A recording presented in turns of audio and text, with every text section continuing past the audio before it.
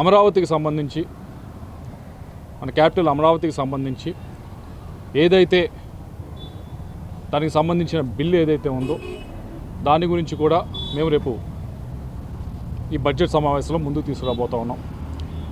ఎందుకంటే మీరు అందరూ చూశారు 33,000 ఎకరాలు రైతులు ముందుకు వచ్చి క్యాపిటల్కి భూములు ఇస్తే స్వచ్ఛందంగా దాన్ని ఒక షేప్కి తీసుకొస్తే 2014 నుంచి 19 దాకా 19 నుంచి 24 దాకా క్యాపిటల్ ఎక్కడ ఉందో అని చెప్పి ఆంధ్రప్రదేశ్లో ఒక కన్ఫ్యూజన్ అనేది క్రియేట్ చేయడం జరిగింది.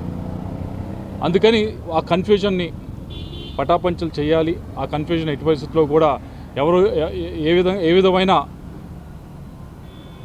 అపోహలు ఎటువంటివి కూడా ఉండకూడదు అంటే అమరావతి క్యాపిటల్ని కేంద్ర ప్రభుత్వం వైపు నుంచి సాధించుకొని కేంద్ర ప్రభుత్వం వైపు నుంచి గెజెట్ రూపంలో తీసుకుని రాగలిగినప్పుడే ఆ క్లారిటీ అనేది అందరికీ కూడా వస్తుంది.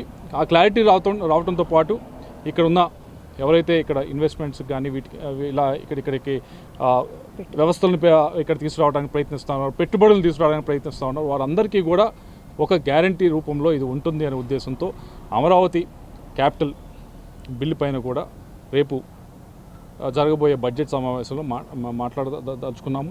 అది ఈ సమావేశాల్లో ముందుకు వెళ్తుందని భావిస్తూ ఉన్నాం. అది పాస్ అవుతుందని కూడా ఈ సమావేశంలో భావిస్తూ ఉన్నాం.